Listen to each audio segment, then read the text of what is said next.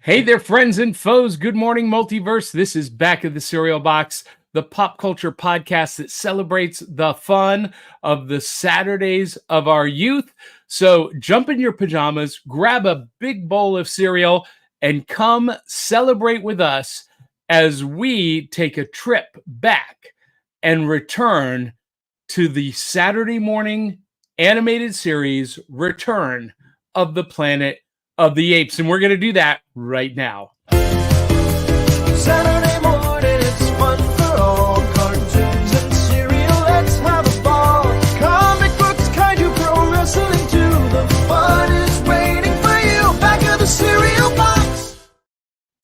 All right, friends and foes, this is Back of the Cereal Box, a pop culture podcast that celebrates the fun of the Saturdays of our youth while navigating adulthood today. I am your host, the prophet of pop culture, John Pyka. You can call me Johnny. And Avengers comic books and Star Wars movies and Saturday morning cartoons made me who I am today.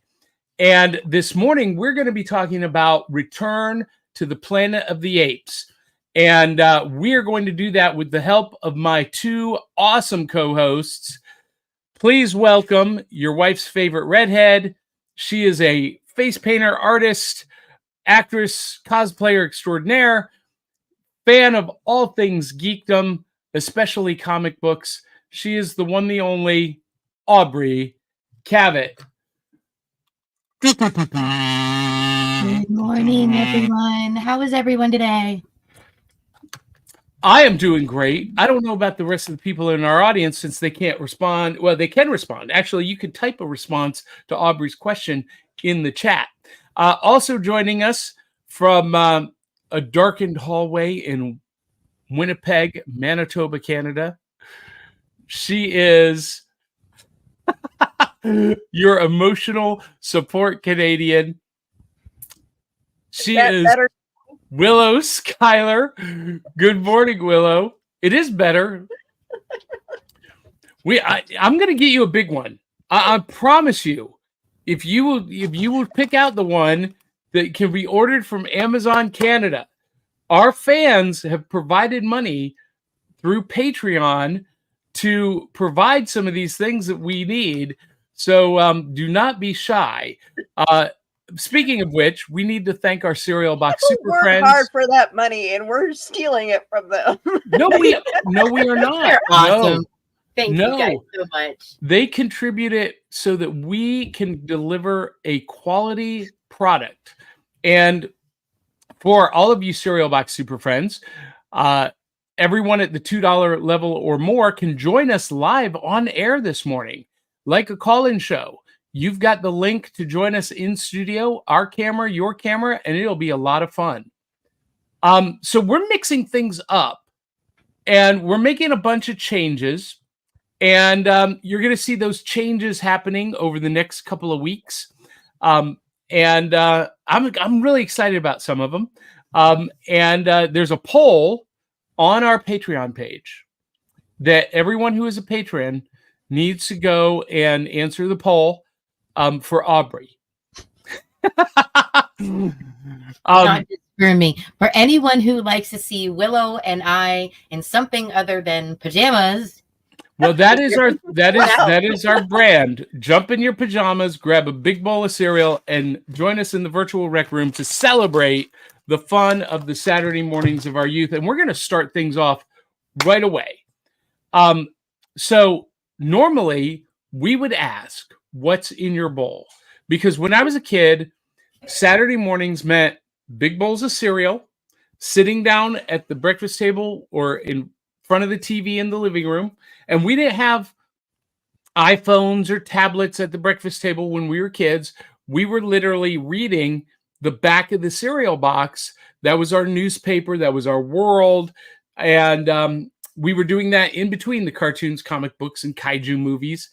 And that's what this show is about. However, this morning, we do not have the traditional cereal box because Willow and Aubrey are not willingly coming along on this ride. Right.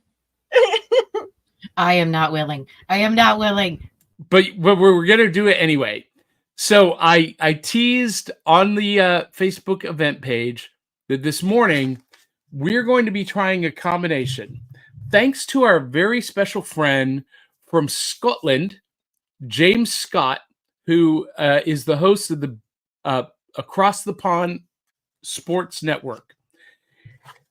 About a year or two ago, he was, I guess it was over a year ago, he was on the show, and I coaxed him into trying his favorite cereal, Fruit Loops, which they don't have in Scotland. So he can only get it when he's visiting the U.S. So Fruit Loops, and his favorite drink, his favorite soda is root beer. And so I convinced him to try Fruit Loops and root beer. And I thought, you know what? This would be great. But you know what? I just realized I don't have a spoon. Hold on. And guess what, Johnny? Hold on. No, technical difficulties. I just realized I don't have my root beer because that's how much I don't want to do this, guys. I don't even have my root beer. And here I am. Perfectly ready. Loops. Oh no! What? So Wait, you have no Fruit Loops? I forgot to go to the store yesterday after work. But here's the thing, guys. Okay, I have Cheerios. All right. Well, that's not gonna be the same. But Aubrey, go get the root beer. Okay. Okay. Actually, Willow, I'm gonna go get a spoon. Aubrey's gonna go get a root beer. You vamp for us for 2 minutes. All right. So we're trying something new in our household. We're trying very hard to stay away from sugar. I'm doing a very bad job of it. So diet root beer, A&W, the only root beer that matters. And Cheerios. Oh, let's get a better shot of the heart. All right. So, oh, you guys have to listen to that sizzle.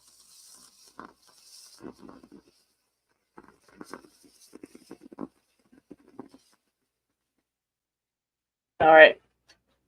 So, this is going to be interesting.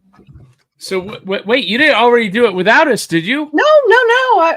Do you? Okay, yeah, I can definitely wait. I did some ASMR with the sizzling of the root beer. Okay, I love it. Wait, I got it. Do you have A&W too? We all three have A&W. Yeah. Oh, neat. That's awesome. So you have diet. I have regular. Do you have regular, Johnny? No, this is regular. Yeah. Okay, we got 2 regulars and a diet. So we got a diet. Wait, this is cool. This is great, Willow. This is why I love individuality, by the way. Not making a plug for it or whatever, but just saying Willow has a healthier version with a diet. I'm trying very hard to stay away from sugar, but failing miserably at it. Wait, before we pour this, I got to do this. Hold on. My cereal goes in after. So a couple of Fruit Loops. Aubrey,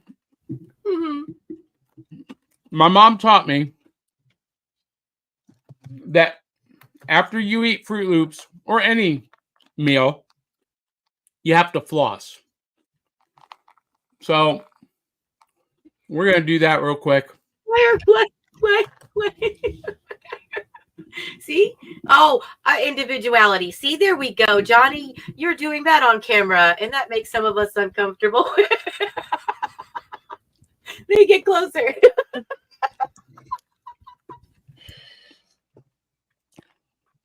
Kids, don't try this at home. Or adults. He's a professional. Please remember that.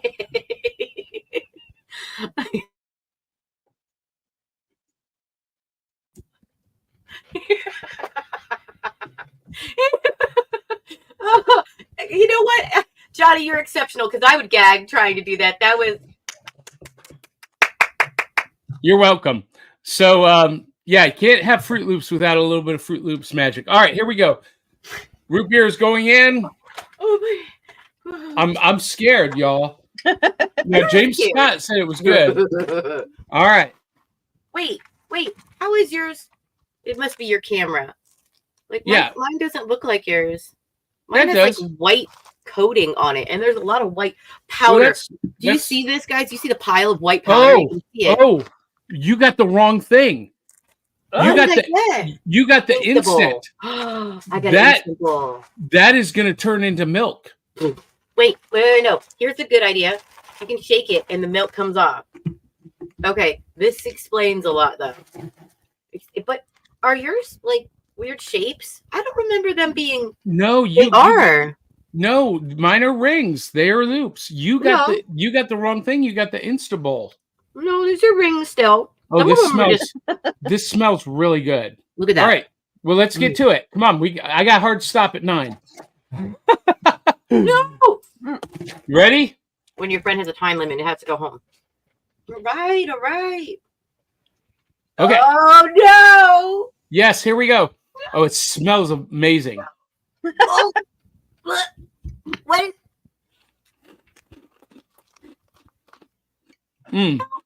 I need more root beer.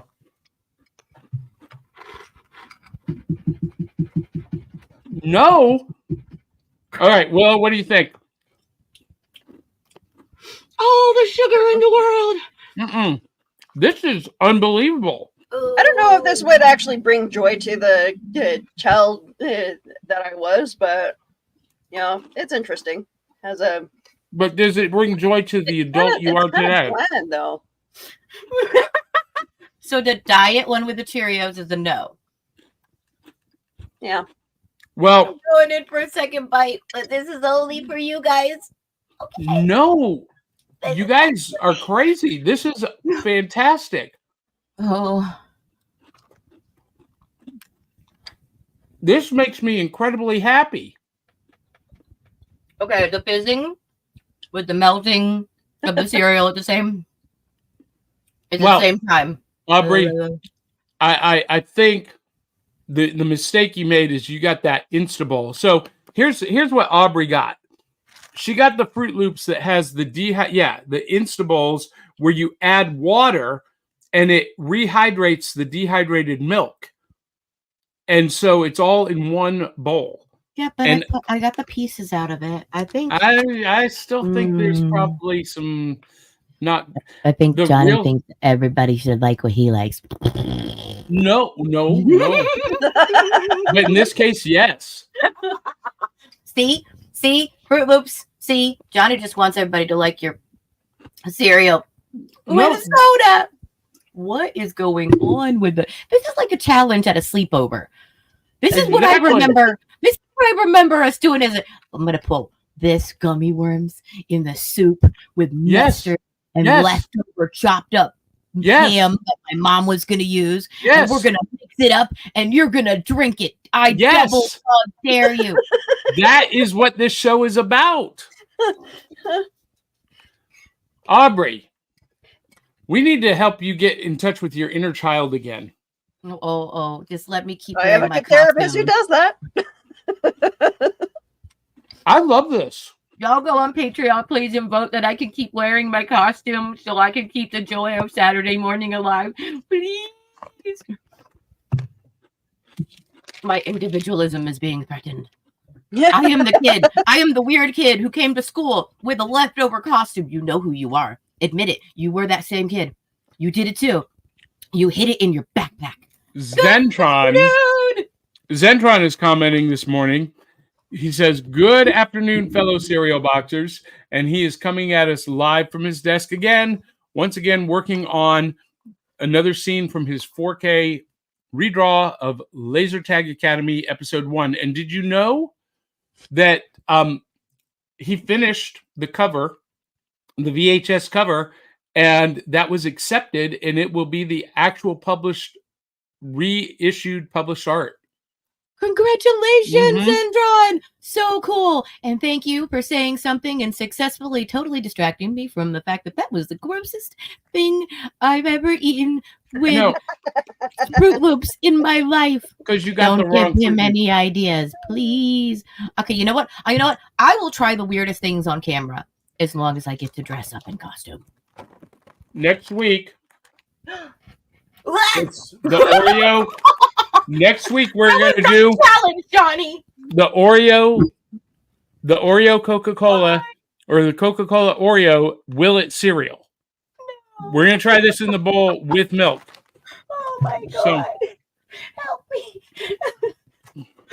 are you? Where are the fans? Say something to him. My husband's gonna lose more weight than me because of this show. How's that? See, whole milk is bad enough, man. Why you got me eating all this sugar? I'm gonna bounce off the walls. You don't understand what you're doing to the people that know. I'm gonna be like, are you awake? Are you awake? Can I come over? Would you like to hang out? Oh my God, I have so many things to do. I have soda in my system. I never drink soda in the morning. How are you doing today? Okay. Speaking of soda in the morning, that's what I have every morning. That's what I have every morning. Every morning I start the day with 2 20-ounce Diet Cokes. And this morning, I've got the Oreo Coca-Cola Zero Sugar. Listen, I've become obsessed with this collaboration. Stuff down there, like, Anyway, Canada sucks. No, I don't agree. I don't agree. I want to visit, but I will say that if I go up there and I experience that, I will have to agree with you if I go in to look for things and they're not there. But, you know, this is one of those times when I wish I had an actual studio and an assistant. So I could be like, here, will you take this weird thing that is in my way? Because I'm in my bedroom, y'all. My bedroom doubles as my studio. This is half of my bedroom. Aubrey, that could happen. We could get you an assistant. If our viewers will go to patreon.com/cerealboxpodcasts and contribute, if we get, you know, at the $200-300 a month level, we can hire an assistant for you. Would someone like to be my costume and weird items assistant? You don't have to try the food first. It's not like a poison thing where, you know, oh, hi, Grace. Sorry, guys. I'll be right back. Oh, my goodness. Chris Baglio is chiming in. Chris, hi. Nothing better than Apes Week as a kid. We're going to talk about that in just a minute. And Clyde Hall says, hello, boxers. Clyde Hall did my homework for me this week. He is my superhero. Carlin Stewart says, morning, you dirty, stinking apes. Hey, be careful. I'm being guarded, okay? I don't want to get beat up. Dave Mattingly says, I think I might like Willow and Aubrey out of pajamas. Dave. Thank you, Dave. No pajamas. No pajamas. No, Aubrey, that's not what he means. This is an adult show, and I do understand there could be implications other than the one I am assuming. Oh! I do a sexy vintage photo shoot at one point. Wait, Willow. I did one of those, and I never had that happen. That is so cool that you have a calendar of yourself. What? I took over a project from a friend, and we did a cosplay calendar. That's fantastic. Awesome. Dave Mattingly says James Scott has a whole land named after him. Scotland. James Scott from Scotland. Dave Mattingly says, is that pronounced Diet root beer? Oh, wait, yeah. Is it really? That would be funny. It is. How do you pronounce it? Is it Diet? Diet? Oh, why does everything sound prettier in French? See, I'm going to say this, Willow. I think it would be better if you had used full potency root beer. I think the diet root beer diminishes the experience. All the sugar is needed. Because look, it's all, you know what? All this is, it's like a root beer float, but instead of ice cream, Fruit Loops. All right, Okay, it's not good when it's been sitting. Okay, ice cream, and Fruit Loops. That's a delicious combination. I've had a bite of that. It's not too bad. But Carlin Stewart says, no, not diet root beer. Where is the Barks? Your point exactly. I tried actually to find a can of Bargs, and I went to a gas station and a grocery store, and I'm not going to lie, they were out. There was none. I remember liking Barks in the 90s when it became a big thing, but I'm not a huge fan of Barks now. Okay, so I want to say one more thing to wash down that. Not that they're a sponsor, but if anybody loves Dunkin', I'm trying this morning also. This is the first time I would try brownie batter donut. Brownie batter donut. You know what? You know what, Aubrey? Maybe we should pursue Dunkin' as a sponsor. Dunkin' Donuts. I used to cycle in Massachusetts, right on the edge of Connecticut. I used to take my bike and go get a dozen donuts from my family. And I liked your recent, donuts with the hearts. And yes, please be a sponsor. I will eat donuts on camera. I'll get so fat. Oh, well. My Well, city finally wait, got a wait, Krispy Kreme. Oh, I'm sorry. That's how I feel about Tim Hortons. Dave Mattingly says Johnny should keep a spoon in his utility belt. And the funny story is, I always do have a spoon in my backpack. Always. And out of 4 years doing this show, I've never forgotten a spoon. As a matter of fact, Aubrey knows that when we do live events, we clip our microphones to the spoon. To the spoons. And that becomes our mic. Can you hang it off your nose, Aubrey? Do you know how to do that? It's plastic. This one has no dip in it, by the way. These are a disposable set of silverware that I bought, and I'm very sad with it because you need the dip in the spoon to put your nose there. And I put like 2 pieces of cereal on here, which is why I bought it, though, because you can see the cereal very well when I show it up on camera. Well, I like that, but it has to be dry. You can't have any moisture, otherwise it'll slide right off. Let's see. I used to be able to hang a spoon. There's no dip. There's no dip. Willow, can you hang a spoon from your nose? Probably not, but let's all try. You can do it. You can do it. I can't do it. There's no dip. Ta-da! My nose is too big. There's no nose space. Wait. Here, we're going to do this as a clip. Okay. It's not going to work because I think this is too big for my face. Ta-da! Ta-da! Look, hey, impersonations with a spoon. The elusive koala bear. Oh. Argumented. Hey, oh, I just almost scooped out my eye. Anyway, David Walsh, Zentron says, ooh, careful of diet sodas. Most of the sweeteners used are actually rather poisonous. That's kind of true. Don't spoil our fun, David. Okay, so that goes along with one of my posts that I made recently. I asked, why do we call plants succulents if we can't eat them? Right. But I thought that was hilarious. That's a good question. But people are like, well, what's stopping you? It's like, because I would probably buy the one plant that is poisonous. Dave Mattingly says, I don't think you're supposed to eat the floss, Johnny, but it looks more comfortable than pulling colored handkerchiefs. Dave is being a little bit spicy this morning. Marriage has changed Dave. Right? Yeah. His wife is hilarious too. She is quite the little spicester also. And he said, I never knew there was instant milk cereal. Very cool. They just came out with it last year, and nobody likes it. The reviews have been horrible. Wait, really? I took the cereal out. I bet I could try that right now. I have water. I have water. Yeah. Okay. Yeah. In my death cup. Uh-oh. Okay, here we go. This was not planned. Oh my god. Okay. Ooh. Mix it up. This is going to be horrible. It does look like milk. Oh, it does look like milk. Wait, hold on. Yeah. Again. It actually looks like milk. Yeah. Okay. Yeah, white stuff. I'm gonna put a little bit more. Yeah. I do not like liquid in my cereal, so this is weird for me. You're supposed to fill it up to the line, kind of like alien. What's going on? I'm eating cereal like a normal person. My neuro spicy. Okay, here we go. Ready? Oh my god.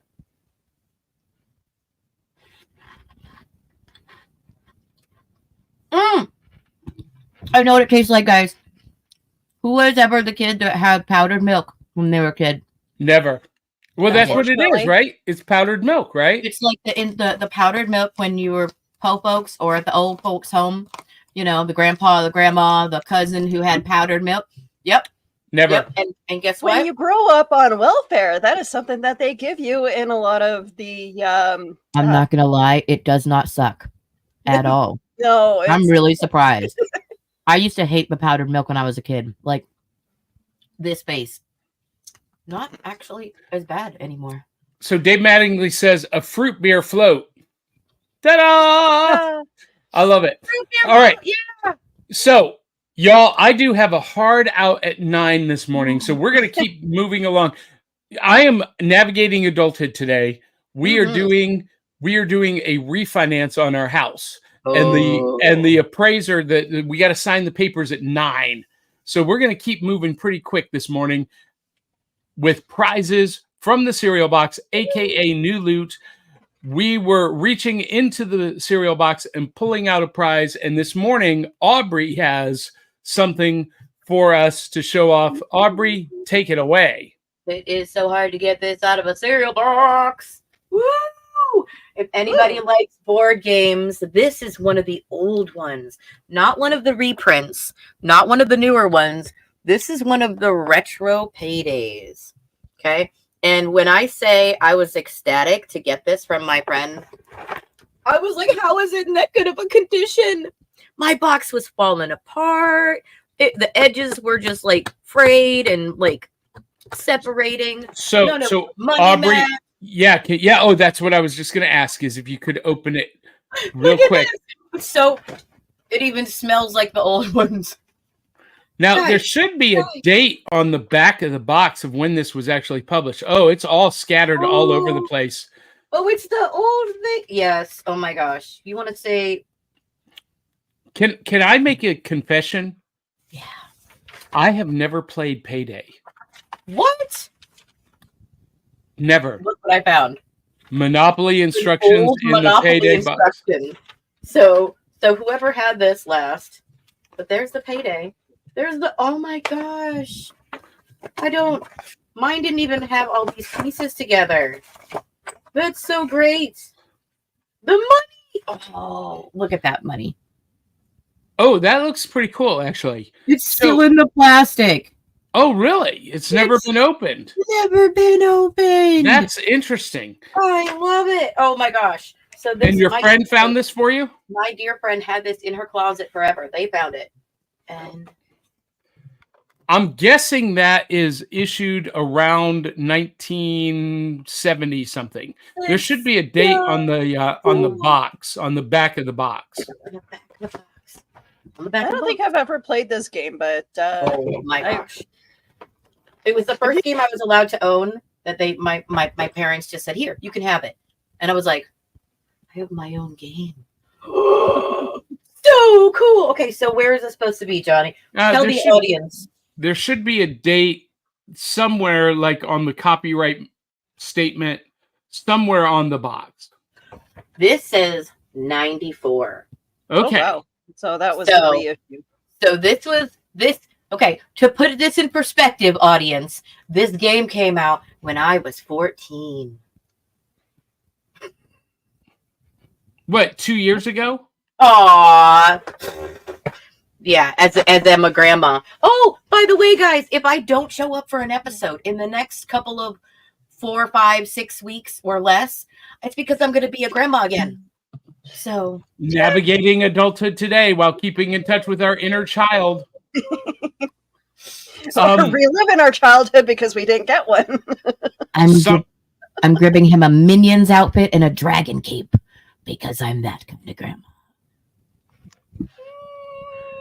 Y'all, is it just me, or is Aubrey like particularly manic this morning? Somebody made me have soda. Do you know how much sugar is in that? That much. That much. Soda. You came on manic this morning. No. ADHD is a thing, man. Squirrel. Anyway, it is time for Saturday Morning 102. We are going to get to our main topic right away. And I'm going to do this in reverse, you guys. We're going to be talking about the animated series from 1975, Return to the Planet of the Apes. But before we get to the series, we need to set the table. Okay? So 1968, this is before I was born, before either of you were born. the Planet of the Apes movie with Charlton Heston and Roddy McDowell came out and was a huge smash success. It was the most, I mean, it was a cultural phenomenon. You know, we think of the impact that Star Wars had in 1977 and 78. Well, in 1968, 69, and 70, that was the Planet of the Apes. And the Planet of the Apes film had 4 sequels. So there were 5 in the original series, followed by a television series in what was it 1974, and then the animated series in 1975. And there was literally a time that neither of you remember, but many of our audience will. There was a time when Planet of the Apes was the biggest IP ever in Hollywood history. And it was one of the most merchandised IPs on the planet. If you think Star Wars was everywhere, you haven't seen anything. Planet of the Apes had lunch boxes. It had the action figures from Mego.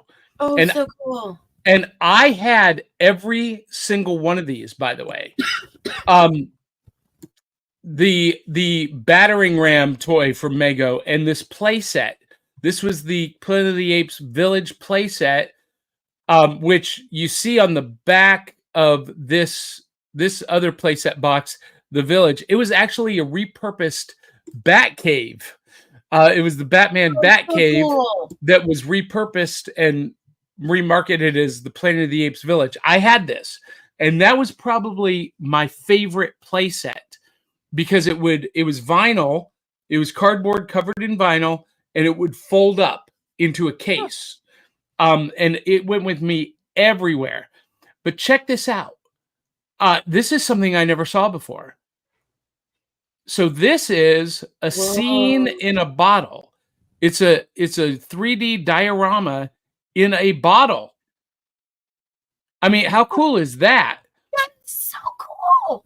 And you know, we talk about the Dawn Post Halloween costumes. Oh god. Oh well, yes. Oh, no, my god. This is not Dawn Post. This is Ben Cooper. But here's an actual picture of what that looked like. Wow. I saw something in this once. Yeah. Look at those. Oh, I've never seen that one. Oh, that's cool. Yeah, I think that's Zira. And then check this out. The other toys, comic books. This was a color your pencil coloring set. So cool. So it came with the coloring pages and it came with the colored pencils. Here's another little play set with mini figures. Aubrey, you're gonna love this one. This I think I had this. One of these. This tells you how different toys were when we were kids, when I was a kid. So this is a rapid fire rifle with the ape mask, and then this is an AK-47, by the way. Wow. The bottom one. This is Johnny. Just don't move for a second. People want to know why people want automatic weapons when this is your childhood toy. Okay, I'm just saying it lends to that a little. And of course, these were by Mattel, and Mattel repurposed their line of Western guns, the revolver and the repeating rifle. I'm just saying that we probably couldn't get that up in Canada. Mattel, what are you doing? Well, this was the 70s, 60s, and 70s. Ooh. They come up with that now. It better be foam or something. Like, No, know, these were metal. These were die-cast metal. I don't lie, I want one. if those came out now, those would have to have like an orange tip or something on them to indicate that, or they wouldn't be able to be painted. Oh no, I know. those colors I know either. we've become a bunch of wussies. Actually, Anyway, we don't see the tips of those. So somebody tell me, a lot of them did have orange. no, not in the 60s and 70s.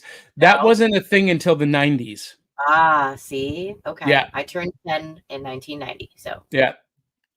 Here's the Planet of the Apes motorcycle stunt cycle. Oh, this is a water gun. oh my god, that's cool. I had this. I had one of these, and it spit water from its mouth. This is the Planet of the Apes periscope, so you could spy on your friends. I have. Oh, so this is an inflatable Dr. Zaius toy, and there was one for Cornelia. Oh no, this is Galen.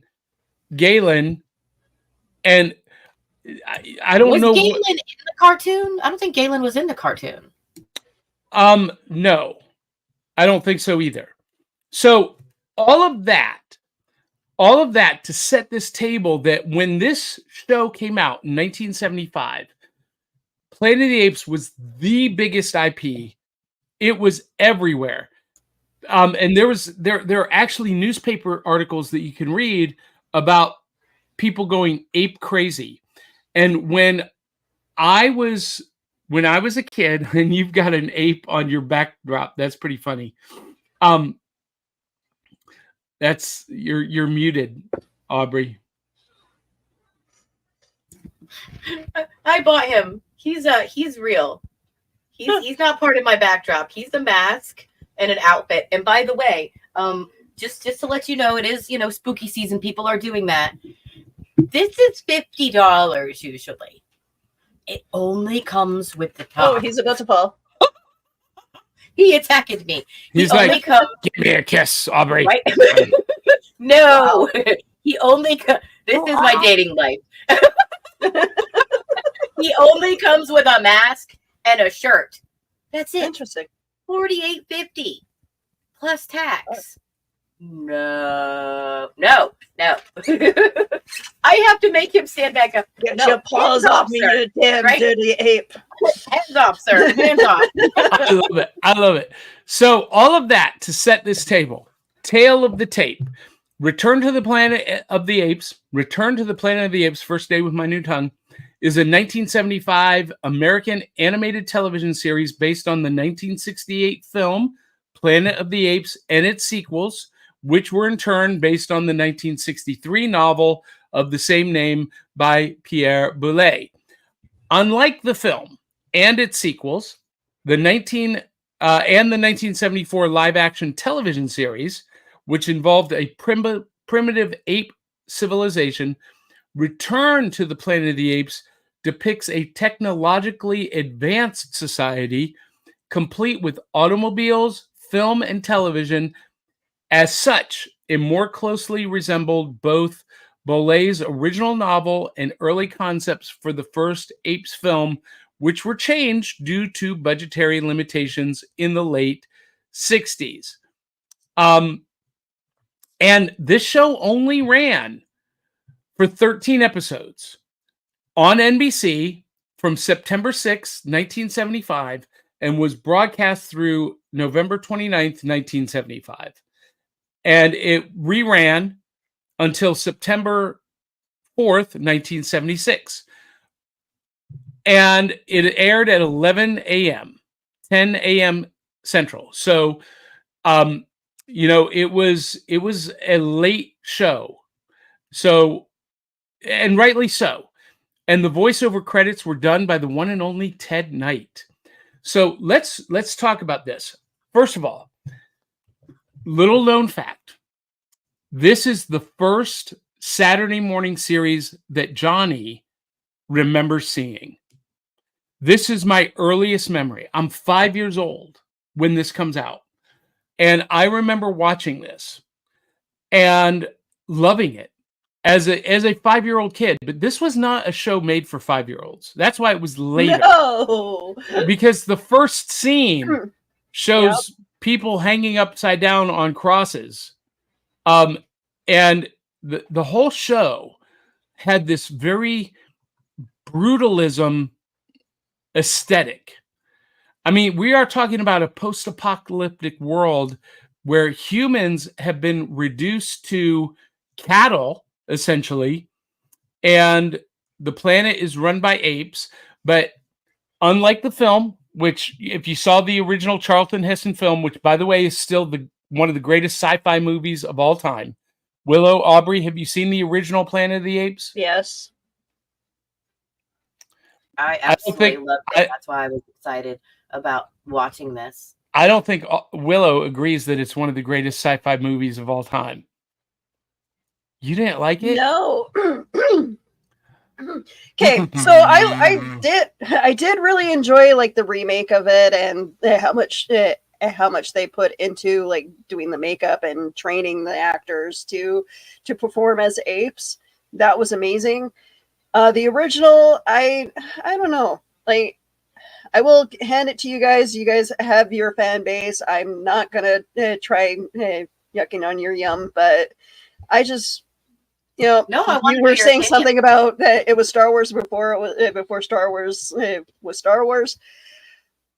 I'm sorry. I like Star Wars because there's characters that you actually fell in love with. You didn't fall in love with Zira? Listen, Zira, the wife of Cornelius, she was my first monkey crush. Wait. We need to talk. And Johnny, that is how furries are made. No, listen.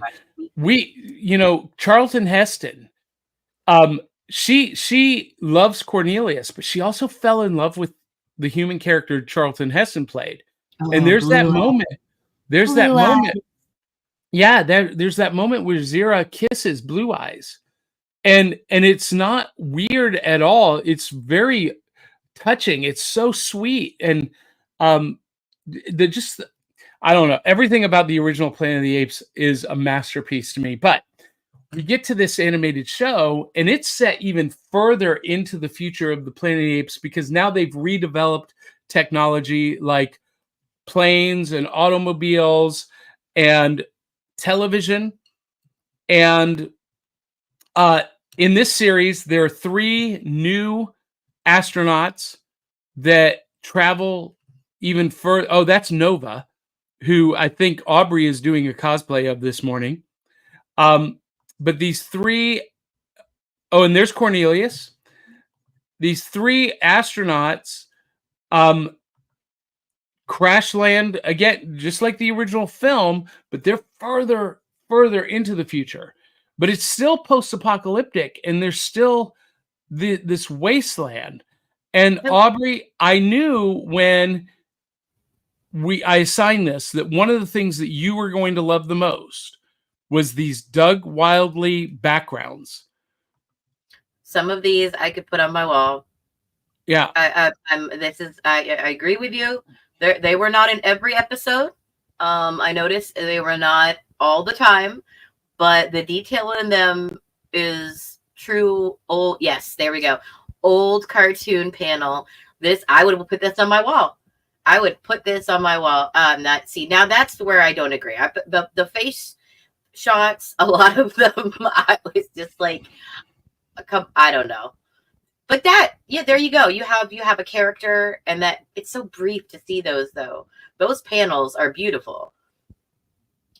Yeah, the thing that the podium that he's sitting on, yes, right there, the podium. Just the mic and the podium have more details than the people do. Well, there's a reason for that, because the backdrops were static, the sets were static, and the characters had to have animation. So there's not as much detail on the characters, but you got to understand 1960 or 1975 was kind of a low point in American animation. And while the animation on this show is very basic, it's very clean, it serves to tell the story. And that's what's important with this series is the writing and the stories being told. Because it dealt with some heavy stuff. Here's the Ape broadcasting system talking about TV. Because in this very first episode, the opening scene is Zeus and Urso debating in front of the Ape Council, the Ape Senate, whether or not they should execute all humans or allow them to still be hunted for sport and kept as pets. I actually love the dynamic, and also was shocked at how many politics were involved in almost every episode to do with the general, and they're basically their elder wise man, is the scientist. He's not just a philanthropist. He's not just out to create an amazing ape city. Like, he really is into making sure that the structure of their society is good. So I love that there's actually that much thought process into that. And then you get episodes where there's like a dragon bird thing that's scaring everybody. These intelligent apes are like, there's a sky thing. And I'm like, we're not talking about the episode where they find an old warplane, because that's really freaking cool, and the fact that their female pilot gets stolen and turned into a goddess of some kind by the underdwellers. There is so much to this show. I mean, yeah. Can we just appreciate here? This is that episode with the fighter plane. And can we appreciate that the pilot has his human kills along the side of the plane? It was so Red Baron, kind of like, what the heck was this? Well, and that's more in line with the original novel. It's kind of a departure from the movies, but still set within that world, clearly with the post-apocalyptic settings. And golly, I love everything about this show, especially They could have edited the first episode a little bit more so that it's not like 16 minutes of them just walking through the desert. Okay, so that defined, this is not a kid's cartoon with a short attention span. Because you don't know, I had to pause that and go back to that episode three times. Wait. Let's back up, because again, 1975. You cannot apply today's ADHD standards to not tell me you guys were not born with ADHD in the 70s. I call BS on that. Nobody. Some of them. Like, I think it's such a minor. I think the evolution of humanity, and there's just more of us now. I didn't listen. That's not just an 80s thing. I'm sorry. Unless Willow, I was born in 1970. Okay. I didn't know anybody. I didn't know a single person that had ADHD until I became an adult in my 20s. I never heard of it. We didn't know how to define it then. Define it though. No, you know how they treated it? That it was those were troublemaker kids. Away. And those kids quickly learned the fear of the sound of a belt ripping through 11 belt loops. I'm going to tell you. Yeah. Or they were taken out of school and never finished high school. I'm going to say this again for the audience. I may sound like an intellectual, and I appreciate having a lot of information, but I'm the first female of my family to graduate high school. So yes. But here's my point. In 1975, kids had different attention spans than they do today. That's just a fact. I was sitting down glued to the TV to watch this. It was captivating to me. For me, it was later on, as cartoons became more, well, I mean, okay, most Disney cartoons of the 90s, I was glued to my television. I would wake up in the mornings at 6 a.m. just to watch certain cartoons. Right. Yeah. But yeah, no, I just, I mean, it really depends on the person's preferences when it came to TV shows and cartoons. Well, that is absolutely 100% true. And, you know, I was thinking about that this week, because this last week, the last 2 weeks, September 7th and September 12th, historically have been the debuts for Saturday morning cartoons over the years. A lot of stuff came out on September 7th, like Teenage Mutant Ninja Turtles and Batman the Animated Series debuted on September 7th, their respective years. Scooby-Doo debuted September 7th. But G.I. Joe debuted September 12th. So these last 2 weeks are like huge weeks in the history of animation. And I was thinking about that this morning, that, you know, when I was a kid, I was obviously, as a guy, as a kid, you know, as a little boy, I was drawn to the superhero adventure shows. So this and Star Trek, which we're going to talk about next week, which came on right before Planet of the Apes or after, depending on your market. This, you know, Tarzan and the Super 7 that we talked about last summer, you know, Super Friends, The Adventures of Batman, all, you know, Land of the Lost, all of the action adventure shows is what I was into. But, you know, the little girls in my neighborhood, they wanted to watch Smurfs and the Wuzzle Bears and Care Bears and, you know, so, you know, the Rainbow Bright and Strawberry Shortcake, and, you know, that was their thing. So yeah, it's definitely a personal taste thing. Like, don't get me wrong, like, I loved watching shows like G.I. Joe and He-Man, She-Ra. I was one of the girls in the neighborhood that enjoyed playing like war games with my friends, and I was probably the only girl who did that. Yeah. Well, and you know, so that's why I would never bemoan you for not liking the show, because I get it. I get it. It's not. It didn't keep. Yeah, I will say yes. It didn't keep my interest, and watching that first episode was a little hard for me because I had to resist. You know, pushing the forward button to a few times. You know, isn't that you did not resist? You did? No, I had to pause it and walk away, and then come back when I had more attention, that I could just hyper focus. Like, once I can kick in hyper focus, if you're neurospicy, you understand. You kick in hyper focus, there is nothing else that exists. I can take notes for days, but if I am not hyper focused, no, it's not gonna happen. Well, you know, here's the thing, and I think this is a sad commentary on culture and pop culture and our mental capacity in general, that something that was captivating and held us captive, held our attention for 22 minutes in 1975. We have become so distracted.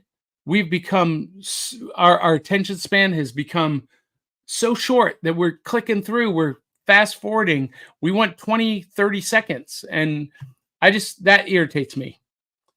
I'm not saying that it's your fault. But in the 70s, you have to admit there were some Stanley Kubrick, for instance, 2001: A Space Odyssey had some pretty long-winded scenes that was unnecessary in a lot of their. Well, you're not wrong. Movies. I recently rewatched The Good, the Bad, and the Ugly. one of the most classic Western films of all time. But it needs a good editor. Because there were scenes that I was like, why did they make this choice? And so I get that. I love The Shining. Don't get me wrong. I absolutely love The Shining. But even Stephen King says it's not his favorite. Well, but that's where we need to have, context, right? We need to understand the cultural context, what was going on, in the country, in the world at the time. And, this series was very much focused on the, the anti-war movement, because this pulled in a lot of elements of the Vietnam War. And it was really a thinly veiled commentary on the racial equality or lack of in America in the late 60s and 70s. Yeah.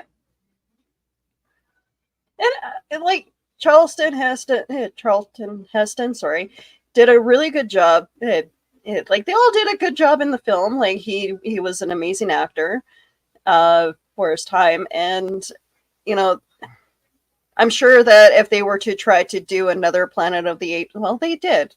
They actually did. How did the last film do in theaters? I can't remember. Oh, it was a blockbuster. Oh, are you talking about the recent one, Kingdom of the Planet of the Apes? Yeah. It did well. It made a profit. I haven't seen it yet because my son wants to watch it with me, and so I've been waiting. It's been really hard because I just want to pop it on. I'm not as big a fan of the new remakes.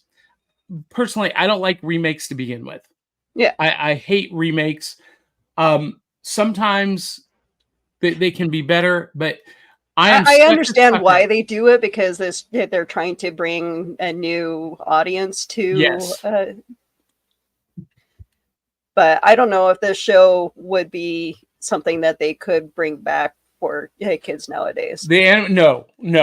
I mean, because this animated series, it was brutal. That's the word to use, brutalism. Mm-hmm. That's an artistic choice. And, great artwork and character designs by Doug Wildley, who did Johnny Quest.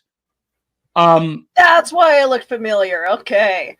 Yeah. Oh, wait, go back one. Usa. Urko. I said Ursa. I said Uso, but it's Urko. No, General Urko. I meant Judy, the bust of their coworker. Oh. It says lost. That was one of the most amazing parts about this story that I wanted to let go but could not in my brain. How did this bust survive? Okay, it's just a bust. It's not like when we saw, the Times Square sign. This is just a bust of one person on a planet of people, and they just happen to find her. And Usa is now their goddess. The foretelling. Interesting. Okay, yeah. I love that. But this could not be remade today as it is, Willow. It would have to be very dumbed down for today's audiences. It would be probably a little silly. Well, hey, listen, we need to get to a couple more comments, and then I got to jump. Okay. Yes, please. That's what I was thinking. Well, if you guys want to finish out the rest of the show without me and go through comments, you're welcome to do so. We can definitely do that. Yes, I would like to say one thing before you go, Johnny. The voice acting is cannot be spoken about enough. Like, the unbelievable. And why can I not find enough of information on the Blue Eyes actors, voice actors? Yeah, it's I can't find any really any info on them other than the Wikipedia entry. Bill Hudson was the blonde, blue-eyed Tom. He was both Richard Blackburn and Tom Williams. Cornelius was played by, I'm sorry, Bill Hudson was played by two different characters. Yes, and those two voice actors, they just don't have a lot of info on when they were voice acting for this part. No. So if anybody has that, like that was a big voice, that's even on the Wikipedia page, there's just not a lot of info on these actors. There's a list of them, but no links to any of their other work. Mm-hmm. It's interesting. Well, listen, I'm going to jump. We're going to go do this refi. You guys finish out the show. Make sure you run Comic Books for Kids, Willow, and for sure. our outro music, and have fun with our audience comments. I have a feeling this is going to become Random Acts of Aubrey. Aubrey, be good. All right. I love you, mean it. I'll catch you on the back of the cereal box. Bye. Have a good day, Johnny. Good luck. See you. Dave Mattingly, I love his comment. The Simpsons had the best ever Planet of the Apes tribute. Dr. Zayas, Dr. Zayas. How many times are you going to say his name? I agree, though, with that. I think that was the most said name besides Blue Eyes. Blue Eyes. I will never forget that. She had such a crush. I don't know why the other ape men didn't understand that she didn't want to play with them. She wanted the human so bad. Like, it was like, no, but human has less fur and is very sexy. Okay. Can we talk about some of the things we didn't talk about? Like the fact that we see so many in the cartoon, we see so many landmarks. Mm-hmm. And they're trying to shout out, like, this is New York. This is a big deal. They're trying to explain this. And the human beings in the beginning, they think they're on a different planet. They don't even think they're on Earth. Like, Return to the Planet of the Apes, and they start out and they're like, we don't know where we are. Somewhere. Some planet from space. We're space dropping humans. Like, that's a whole other episode. They're like, humans are falling from space. Let's kill them all. There is a meme going around. I feel bad for. This is why you don't take up Boeing, folks. There are astronauts trapped in space right now. There's two astronauts trapped in space right now. They're actually trapped, though? Yes. I didn't know they were. I thought that was a rumor. Their spacecraft unfortunately broke down, and they are unable to return until NASA figures out a way to go get them. Hi, if you can hear us. Oh my God, I'm so sorry. Not that you can watch this, but wow. And NASA? So, I mean, I guess there's no chance of working with China or with Russia to, borrow. We were all working together as a planet, but no, it's more important to fight over silly things. But anyway, so there was a meme going around. Anyway. There was a meme going around of we have a certain amount of months for them to return to everybody dressed up as apes. Oh my God! we have so many months for everyone on Earth to buy an ape suit. If it was not going to really just rickroll them or some, man, that is so okay. It's funny, but ouch.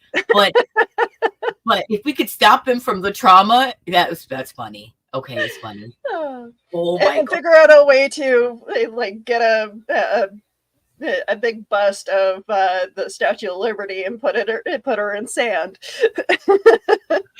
Just a big styrofoam one to get all the styrofoam because we hate the styrofoam. Glue it together, paint it so it's only the top half of her, and float it in the water. There you go, ideas, guys. We got ideas here. Because holy carp. I mean, oh my gosh, that would be so rough, but it would be hilarious after they got over like the initial.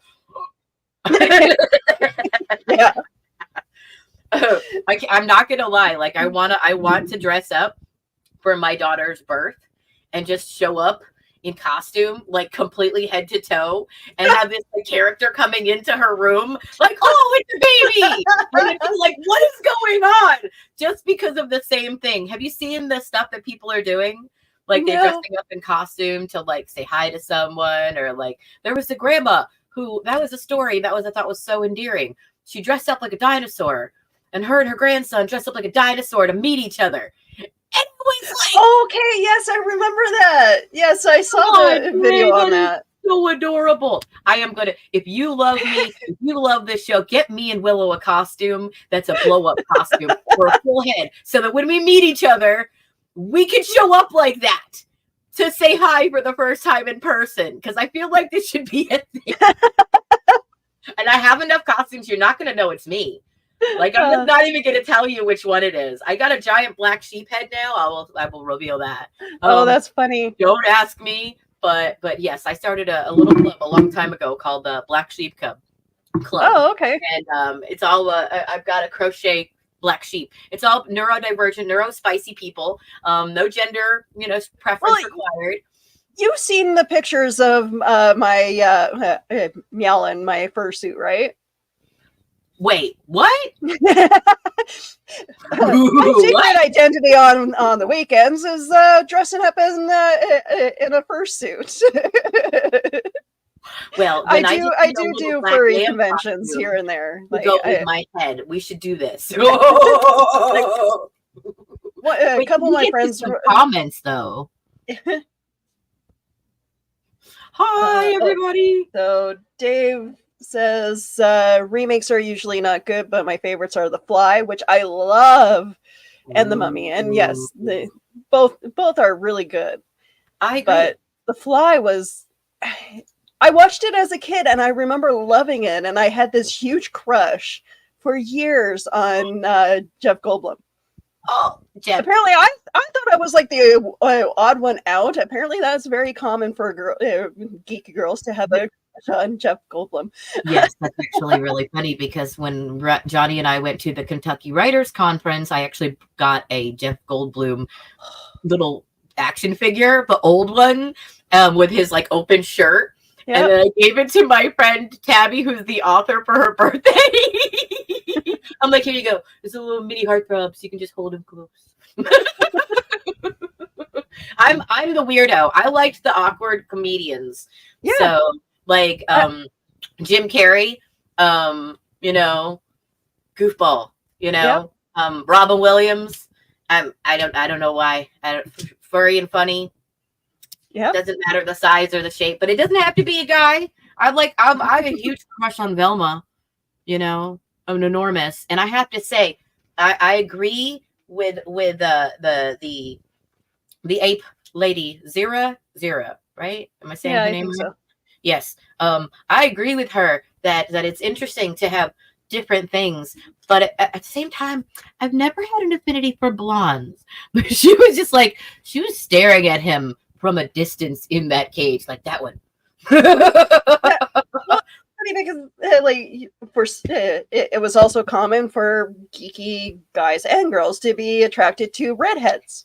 Oh, the redhead characters. That's funny, because I didn't even know about that till I was much, much older. And I was like, why didn't anybody tell me this when I was like awkward and felt like nothing was ever going to go right in my life? And they're like, this. And I was like, nobody ever told me.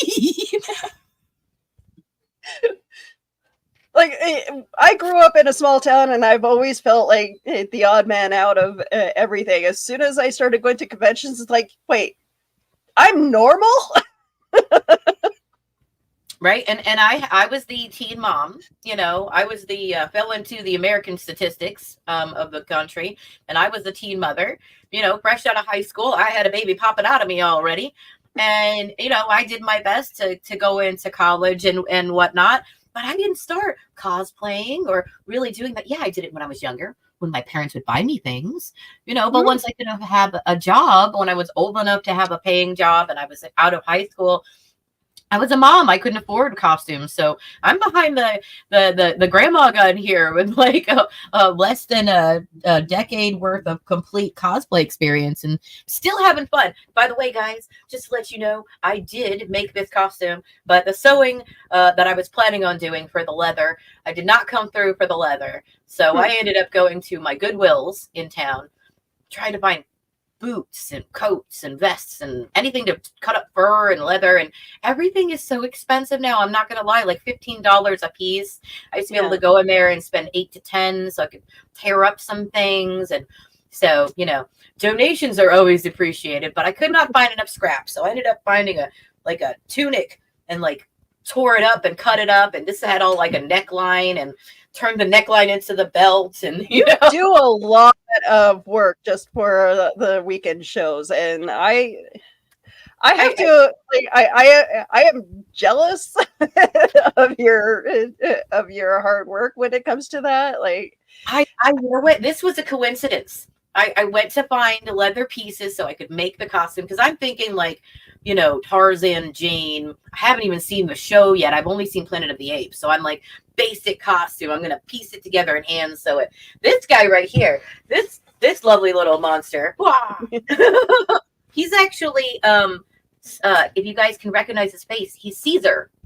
He doesn't have his weapon, but he's Caesar from the Planet of the Apes movie. And I can't find his package, but yeah, that's who that is. My attack monkey here. Okay. Don't fall on me, please. He's being held up by a basket and a glass vase because I had nothing to keep him from falling on me. But no, I love, actually, Willow, I'm glad you brought that up, because I love doing this. When we have these and I have the opportunity, I'm just trying to be who I was as a kid, but what I would have if I could have had a more nurturing and giving, you know, community and circle, and been able to be myself just a little bit more, and to encourage that in our adult friends, no matter our adult age. Because whether you are in your 20s, you know, watching this, or you are in your 90s and you love cosplay and you love dressing up, and please do it. Please, no matter how bad or basic, this is just a tunic I cut up and made my own belt, and, you know, whatever, made my hair crazy, you know, bought a little monkey that was not $50. It was supposed to be, but of course it was on sale at a thing. So it was like 15 with tax with this together. So, that's, you know, amazing. I try to go and I try to get things and I try to interact because I want to connect with those people, the people like us that were neurodivergent, you know, that came to the table with their cape or their old mask, or, you know, just giant slippers that make the boom, boom, boom sound because it was fun, you know, and it's part of who we are. And I feel like that individualism, along with Johnny's and yours, is all of us just coming together and talking about our differences, and enjoying being a nerd. Yes, in our color of nerd, whatever that might be, whatever that might look like, whatever hat or clothes or passions we have. I love that you and I don't have the exact same opinions on the cartoons that we share, because even though we're not big differences in age, we also you know, we're female, like, you know, Caucasian. There's similarities, but there's so many differences, not just in the countries we were in. I try to understand like why people like certain things, and it like I'm still I still take it still get confused as to why some things are, you know, fan favorites, and then others is just like it took so long for the ball to roll and for people to actually admit that they liked something. Yes, to be brave enough to say what you like and to be that way seems outlandish to some, and it may be the culture or the community that they came from, and they're learning how to break out of that. And I feel like being our authentic selves, or as close as we feel comfortable to being around others, it helps encourage each other and ourselves to feel more comfortable than our own skin, and to communicate and to contribute. If we don't feel brave enough to contribute who we are on the inside, pardon me, that was a cereal burp. Then why I've been noticing that since drinking diet The stuff. soda. The amount of burping that goes on after. Yeah, I feel you. Because Johnny wants us to burp on camera. That's why we're drinking soda in the morning. We figured it out. No. So the truth is that this cartoon, going back to our subject, it's amazing. It really is one of those cartoons that I feel, was written for a more intellectual person, not just an intellectual kid. Because even some adults, like you said, are going to be like, I get it. They struggled through the desert. Can we get there? Can we fast forward a little bit? But also some of the things are like, I digress. The politics are repeated a lot. There's some things that are left out and are questioned. Why when Zara, I feel like I might be saying that wrong. My notes. Why when she finds the female human, is she not more intrigued faster? Is it just because she likes the boys more? What's going on with the humanoids and the underdwellers? Why have the underdwellers connected more with the humanoids? Is it too much of a risk for them? I love that there's some unanswered questions in these 13 episodes, but also that there's some refreshing details given. The everyday life, like Johnny was talking about. They have news reporters.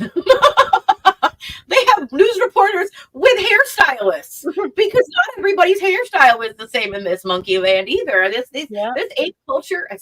Ape culture. Get the wording right. This ape culture is quite advanced in small ways. Who's the person carving these apes into these beautiful structures? Do they have interior designers? Like there's a whole realm of thought process this cartoon has brought out that the movie never did for me. Yeah.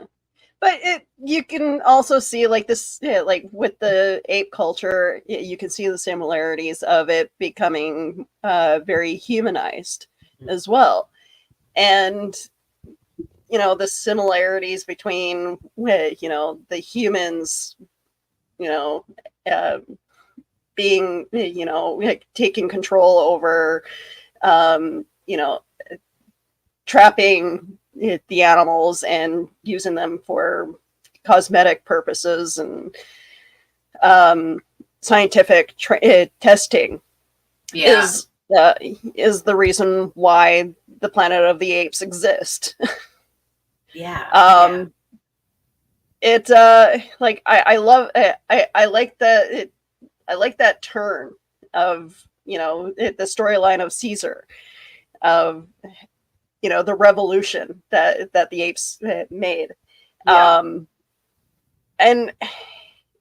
it's definitely, and it does tell a story of what humans have gone through themselves. Oh yeah. How do you feel about the underdwellers story? I haven't unfortunately delved too deep into that.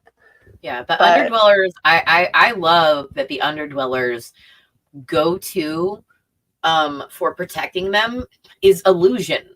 Like, it doesn't harm the land. It's actually very tech, that how they can create an illusion that is 14 feet taller than the apes and in their own vehicles, and you've got a flame that looks like something straight out of the Bible, biblical proportions of anarchy, with their earth moving and fire. And then they've got trap doors right under the right on the surface. Like, here, let's boop, and there you go. We got a giant flame shooting from the center of where they are, and they can keep the apes on their side because of that. Yet they find this human that represents the bust of USA. Miss Judy, her astronaut self becomes this deity for them. This foretelling of the protection of them, and they're the same kind of human anymore.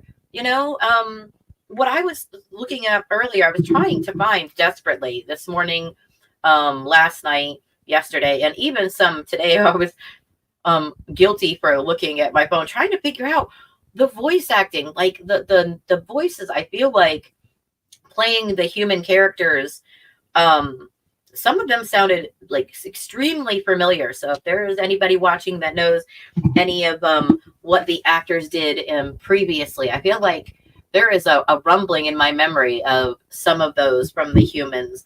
And maybe it's just that a particular show that I watched on repeat when I was a kid that's got that connection.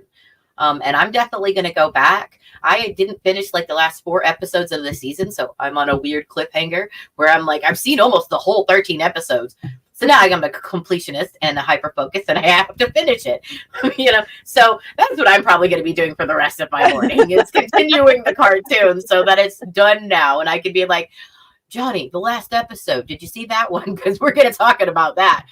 But what I like, Willow, like I told Johnny, is I not only do I love the voice acting, but I also in the backdrops I do appreciate in some of the episodes, not all, but the dynamic of the intellectual side versus might versus right, mentality of the general, and the soldier mentality of the structure of this society, because they have, it seems like, almost as many soldiers as they do people, and speaking on breaching the walls and structure of another society. They didn't even let human beings have a society, Yeah. and thinking about our terms and dynamics now, and how much we're trying to come into our own as human beings. A younger generation is trying to stretch their legs, and their personality towards war and connection is so much different even than in the 60s and 70s, yet there is some mile markers that are similarity. And thinking about the terms of these astronauts were coming from a completely different time period, and to connect with the underdwellers and the human beings that were existing should have been a monumental difficulty, but it proved that it didn't matter.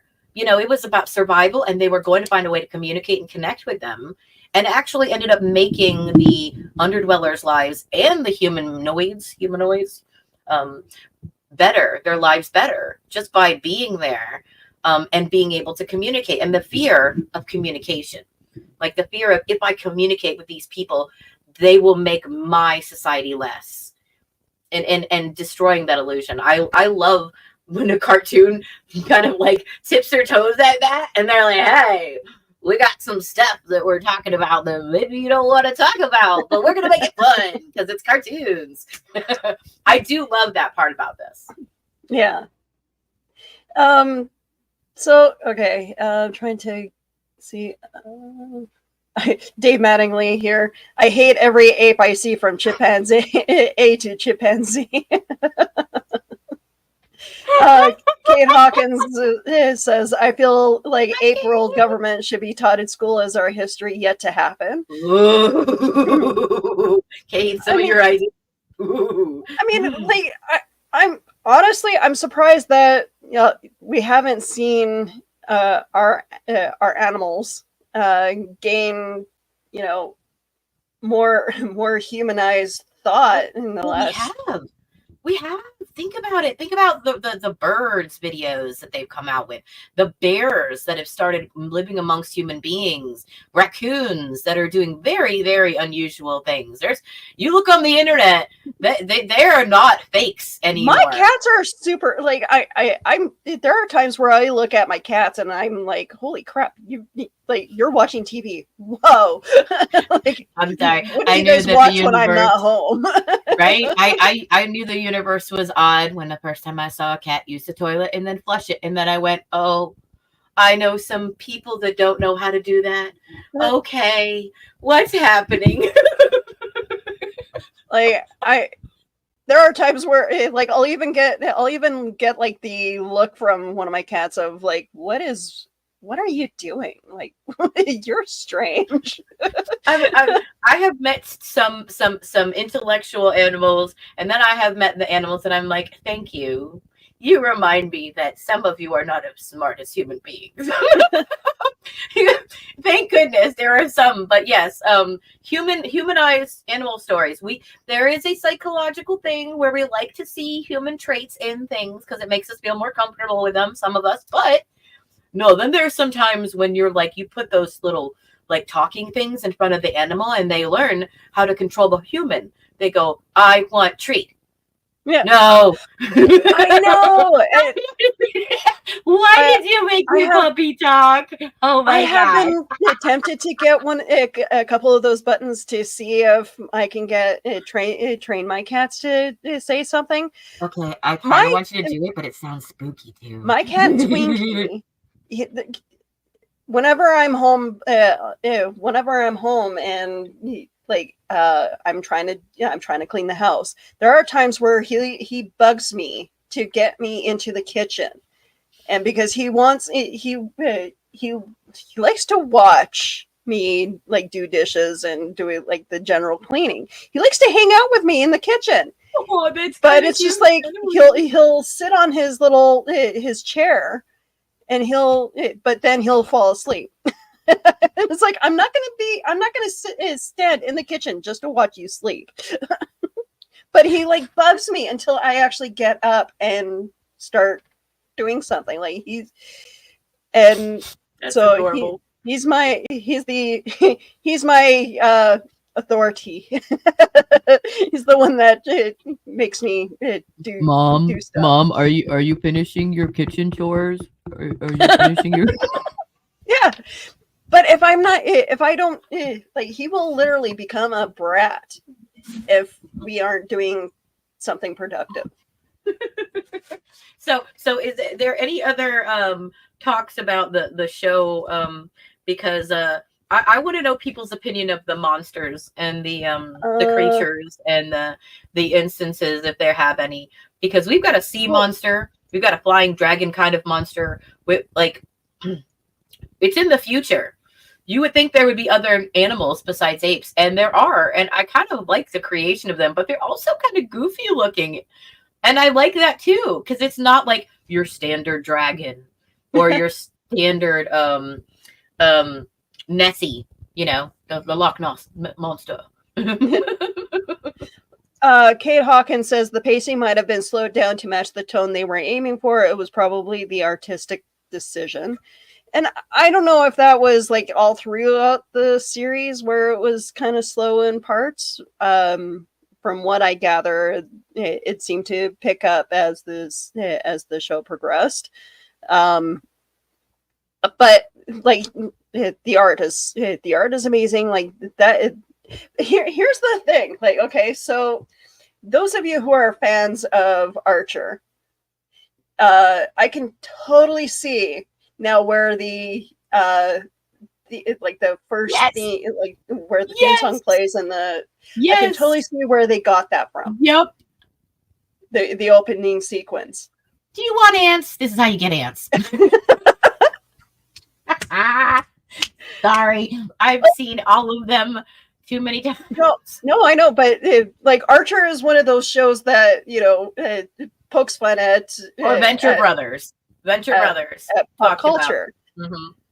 And I thought the opening sequence is very James Bondish. Nope. Mm-hmm. Planet of the Apes. Right? I mean, it's I feel like what came first? But since like watching certain things from like rewatching stuff from like past films and cartoons and stuff, especially if you're a fan of Family Guy, you finally something will click and it's like, oh, that's why they make fun of this. Exactly.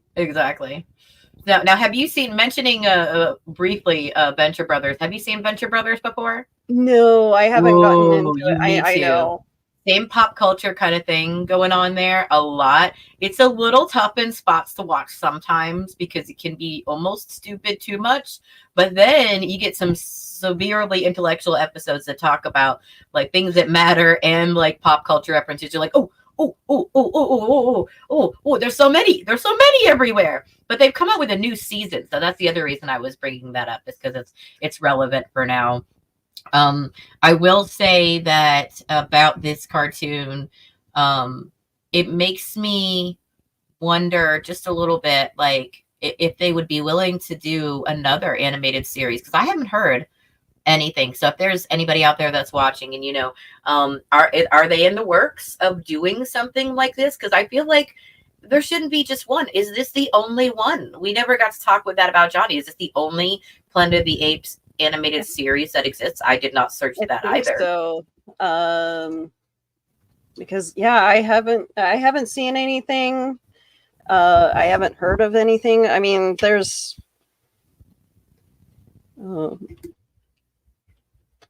Yeah, I would like to know.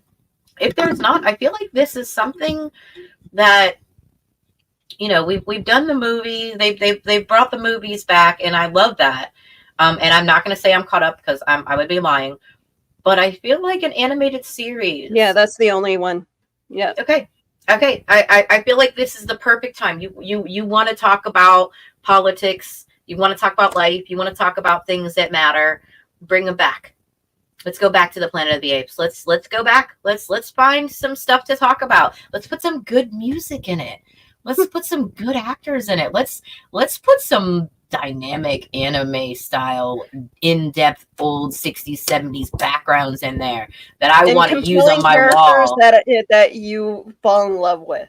Yes, compelling characters. You don't have to spell out who these characters are. We're intelligent enough. We can figure it out. You don't have to make it too cookie cutter. You know, the intellectual geek community is just as hungry as the regular community for some good stories, but you don't have to beat us over the head with who the people are. We'll hash it out ourselves. Come on, guys. Ian Zerling needs a job again. He needs to go back into speaking for anime characters instead of doing shark movies. We lost James Earl Jones, one of the best voices of forever. Ever since I was born, I knew who James Earl Jones was. Let's do that again. Let's put some voices in there that want to be heard. I want to hear you guys. I want to know, like, what's your opinion? Who do you think would be, you know, for the main cast? Because we've got to bring some of the old characters back. We don't have to do a repeat. There's so many gaps in the story still. You know, we can have a Nathan Fillion is always good for Nathan Fillion as well. Yes. Like, yes. I love please, yes. I agree wholeheartedly. You know, we have got some amazing voice actors and some actors that have that you know, that earthy, deeper voice. You know, we don't show it. Give us. I don't want another James Earl Jones. Who can't copy that, obviously. No, but there are great actors out there that have like. And Willow and I are available if you need some female characters. You know. We can do that too. We've got that in the bag already. Testing. We're good. But no, I really want them to do this. I feel like this is animals are a loophole, guys. You know, in animation, animals are a loophole. It's not, you know, well, fine. It doesn't have anything to do with the humans. If you want to fall back, you know, but it's not subversive, but it can be. You know, you can put things in there that it's like just sneaking it under the, you know, the radar a little bit, you know, and not trying to like wash the community or the masses with false information. You know, the things that we don't want to hear, like adding joy to your community by becoming part of it. Put more of that back in there, you know, like, you know, overcoming adversity, the underdog. Those were things that I remember they were tropes. They were tropes, but they were used for a reason because it built the community of hope, and in a simple way, and it reminded us in a simple way. And I feel like the more we can do that kind of subversive, I am in for it. Like secret joy, secret kindness. You know, like, ooh, you didn't know I was that nice to you. Can we bring that kind of stuff back? Can we bring the kind of energy back where it's like, you know, I'm not out to get my enemy. I'm out to shout out my neighbor. You know, and the good things that we need to focus on. And one of the things that this story focused on, the whole, you know, good subversive thing underneath it was getting along and finding a way for everyone to have a voice. And, you know, it's like what I posted. There is room for everyone to succeed. There really is. You know, when we're genuinely healthy and we care about our neighbor and we care about ourselves enough to be good to our neighbors and ourselves.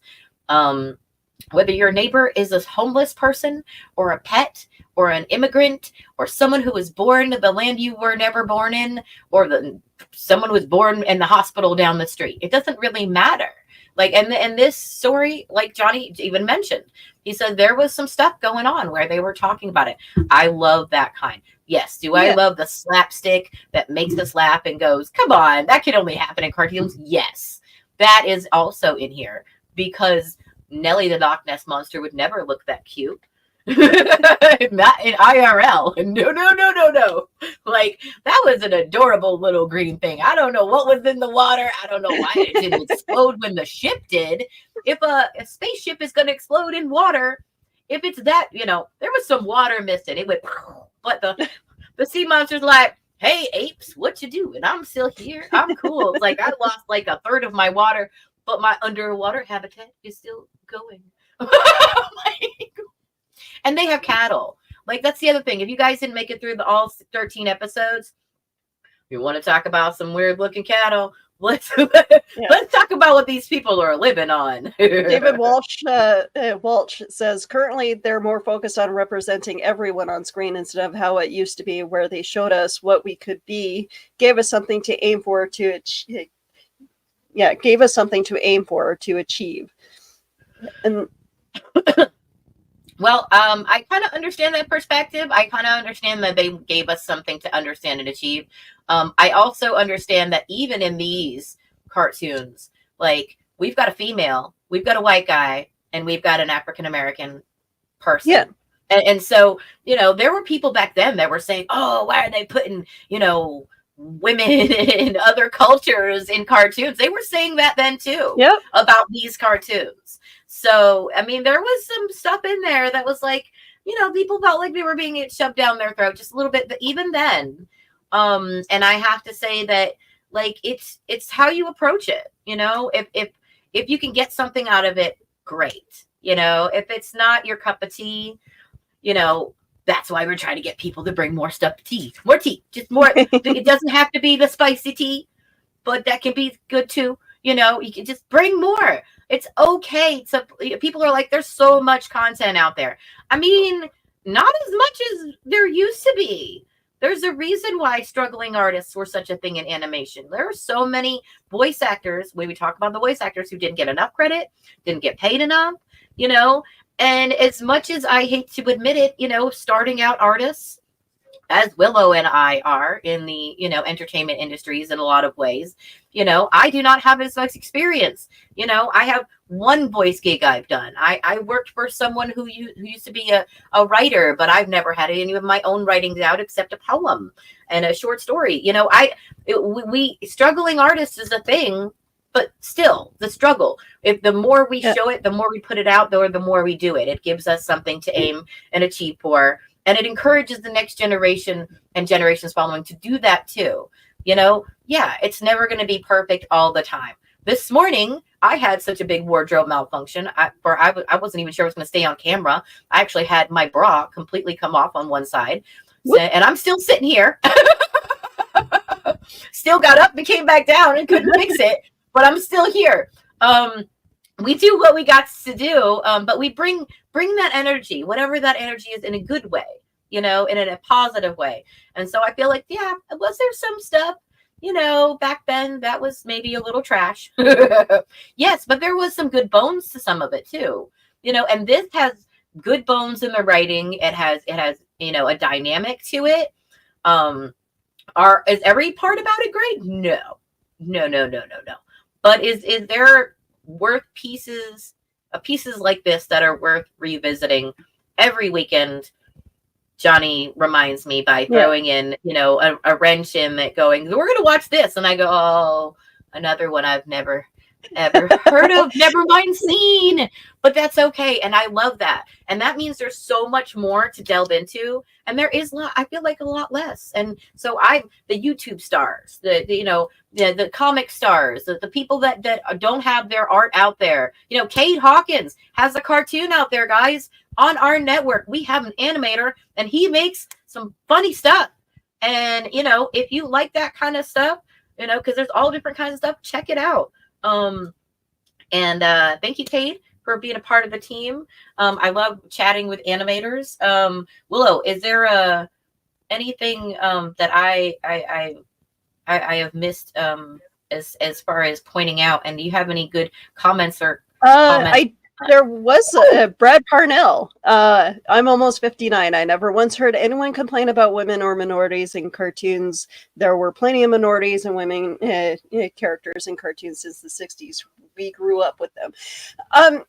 And that is a great point. Thank you very much for bringing that up. Yeah, we've seen lots of minorities, and I think Johnny Quest was one of them that actually managed to bring out some of the notable minority characters. Same with Star Trek, and Star Trek did a much better job with bringing minorities and women and making them prominent characters, and not really focusing on their race or their gender. And and I'm glad that I feel like the anger towards minorities and women being more in shows and television shows and movies seems to be more now than it did back then. I don't know.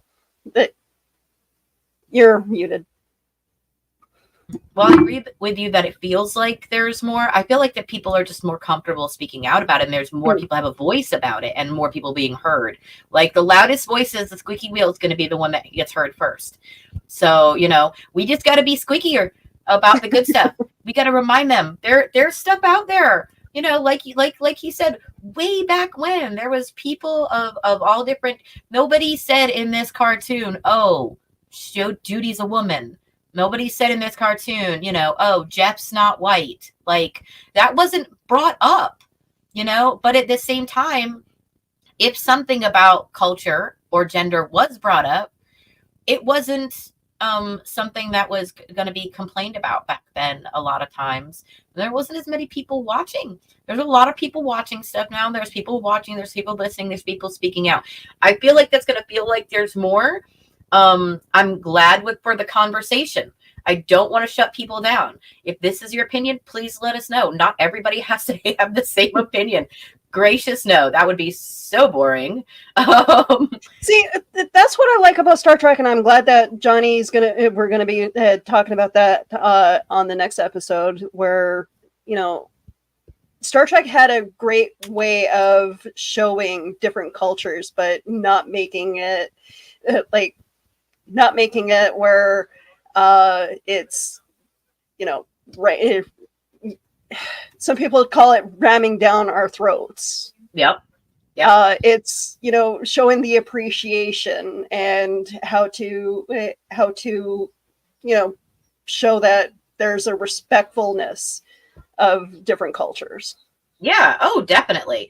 And that's the whole thing. I watched Star Trek. I went back to the original, and the Star Trek first season. It's completely different.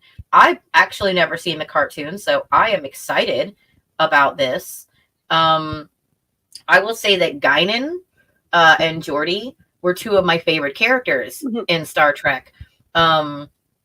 And there was some people, that were, I actually remember people complaining about Whoopi Goldberg's character. Like that, I remember that and thinking, what? She's just a character. Yeah. It's just like Q. And honestly, if you go back and watch it, Q was actually very subversive, very spicy, kind of inappropriate at a lot of times, violent and all kinds of other. But it was okay for him to be in an older alien creature and being like out there. But Guinan having like episodes about her and their, connection and destiny, with the Star Trek and Picard and everything. Somehow that was subversive and wrong. And, so I heard little things, little whispers here and there, even as a teenager, that there was problems. but I never saw problems about it, and never in the episodes so far have I seen things about like what's okay and what's not okay. There is an episode where they go back in the past and they barely touch at all on people of a different race in that, but it's evident in a slight way. They don't beat you over the head with it, but they, at the same time, it's not there. It's there. So, you know, some people might say that you're beating over the head if you mention it. I feel like mentioning it is fine. I feel like making it the whole storyline, that's not okay. Sorry, I'm not trying to be mean by cutting you off, but going back to the Planet of the Apes situation, where it does touch on racism in a more creative way, and it's, you know, putting apes and humans clashing. You know, you can feel the anger from Charlton Heston's voice when he's trapped, and you know, the whole get your paws off me, you damn dirty ape, like that. That's the anger that you feel throughout the whole series of the humans versus the apes. And in my opinion, the apes will always be the hero of the story. And you know, it's the humans that have essentially caused the apes' hatred towards humans.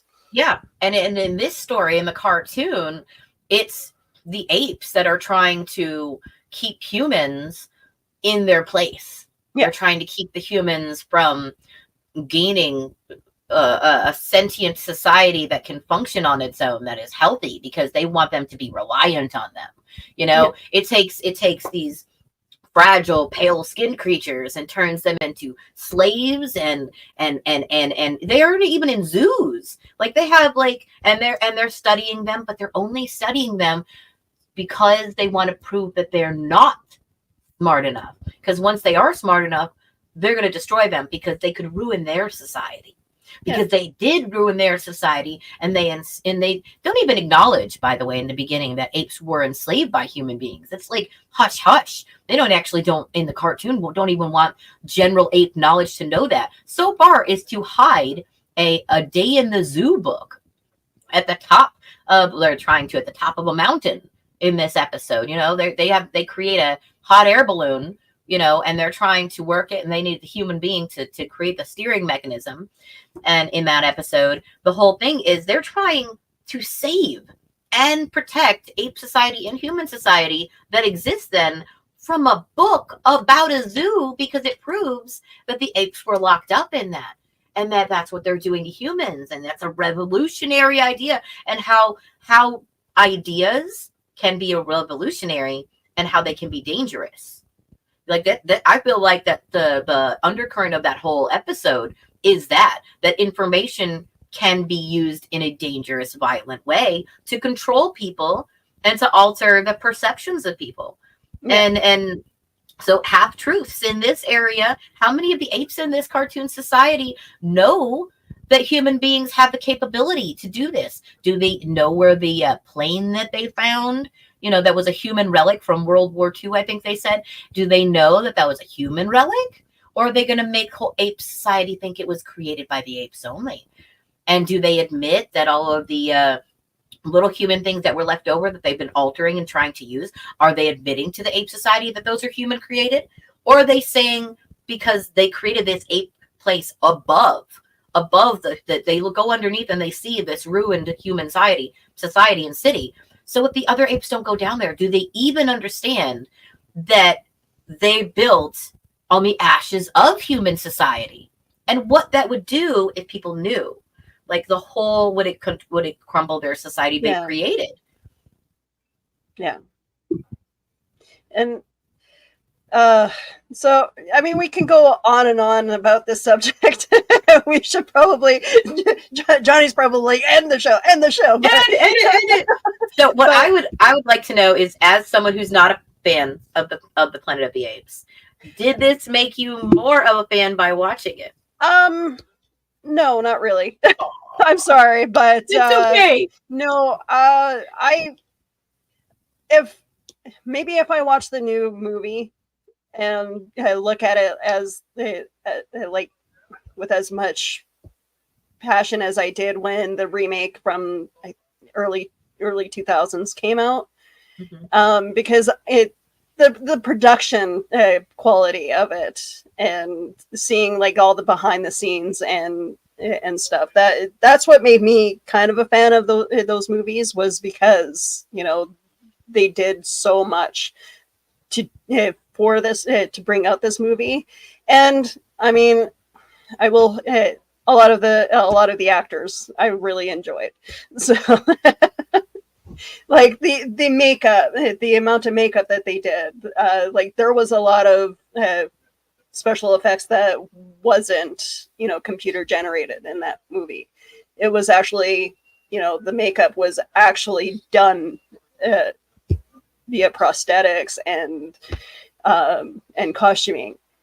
And that's the kind of thing that makes me a fan of movies, is, you know, how much production value is put into it for the costumes and like all around, you know, set building. Yeah. But I think I'm more of a fan of the behind the scenes than I am of the actual story. Okay. Because yeah, like even the original movie had a lot of you know, special effects and the matte paintings, the set building. Yeah. They did a very good job putting all that together. Courtney Reese. I had a hard time getting into it as well. Yeah. And, you know, which Courtney is hi Courtney is a very intellectual human being I know in person, and I will say that for them to not get into it, it's surprising, but I understand. Like we've said on here before, not everything is for everybody. Not every cartoon that we have on here, Willow, Johnny, or I will like. But I love that we take the time to refresh people on something that they may not have known had existed, or, you know, make them aware that they should rewatch it, go back, there's more, or you have access to it now where we never had before. You know, there's gaps in these older shows where some of us haven't seen it since they were a kid, and then it pops up and we're able to see it because of licensing. The ownership's changed. The studios bought it. They've got it on YouTube. So one of the things I love is that when we talk about this, it gives, you know, content that has been made generations before, you know, a new life, a refreshing, at least for a moment, for our viewers to say, hey, go back there and check this out. You know, even if it's not your favorite thing, maybe it inspires you. Maybe it makes you think about something. Maybe you're one of our creators, you know, maybe you're going to go out and you're going to make a new thing because you're like, I can do this better. Do it, man. Like, ladies and gentlemen, people of, you know, the appropriate ages that are supposed to be watching this show, you know, this is definitely an adult show. We try I try to mention it as often as I can, because I feel like some of the themes that we bring up are adult, like the ape and human relationships that could have been in here.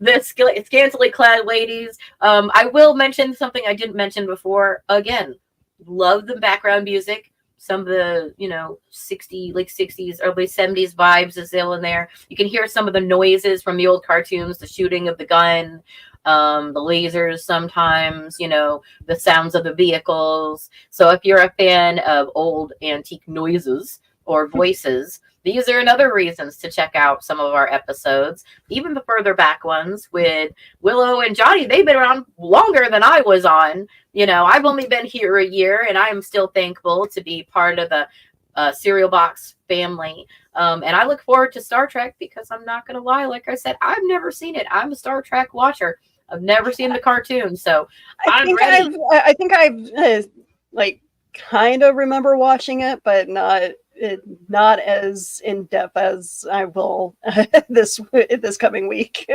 Well, I will have loot because I have figurines. So I never have figurines for something, and I'm like, oh, I don't gotta buy anything. I already got this, but I don't have an outfit. So if anybody's got a Trekkie outfit I can borrow, and you're watching, or not, you can keep an eye out for one for me. David Walsh, speaking of background music, the soundtrack to Dungeons and Dragons cartoon is available to listen to, and we've touched on that cartoon a couple months ago. So we'll be talking about it tomorrow again, right?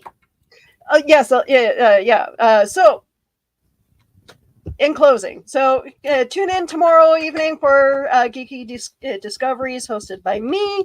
It's my new show, and Aubrey will be my guest. We're going to be talking once again about the satanic panic of the 80s and 90s.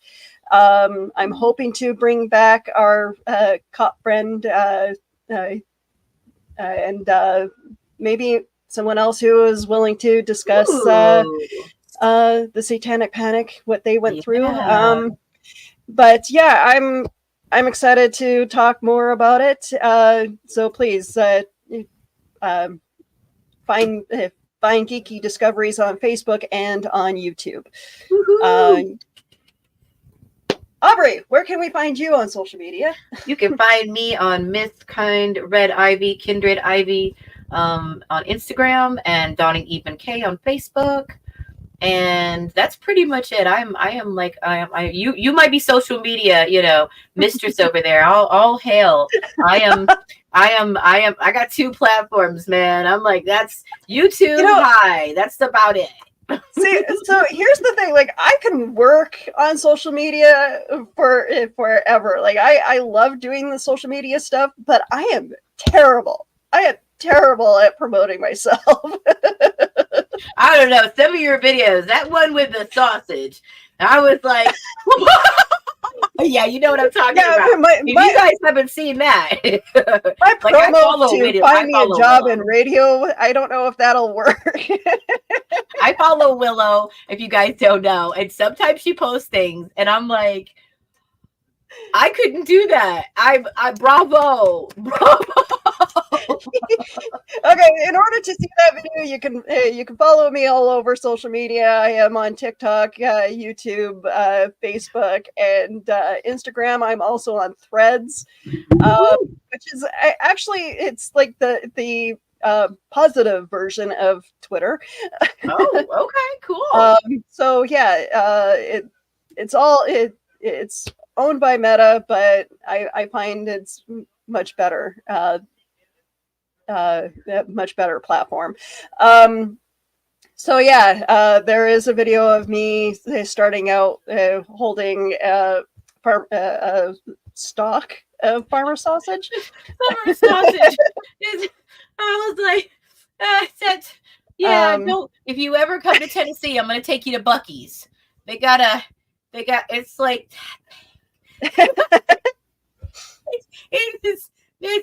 why am I doing this on camera? We'll do this later. So yeah, you can find that video, like it, share it. Try to help me get into radio and television broadcasting. Yes. So yeah, our the people that we work with, and I'm sorry if they are watching this, Comic Books for Kids, you guys know that we're giant nerds, and we mean well. We love you very much, and we are glad to support them. Comic Books for Kids provides comic books to kids in hospitals and cancer centers across the U.S. It's a place where we can all work together to make sure every child has a comic book. 100% of all proceeds go towards the kids. It's about making a difference, and while they're in the hospital, allowing them to fly like a superhero, battle dragons, or rescue teddy bears. We are in every state in the country and now support over 160 hospitals. Every month, we add more. Visit cb4k.org. And this will be the end of our show. You guys have a good day. Go out, have fun, watch cartoons, relive your childhood. On the back of the cereal box.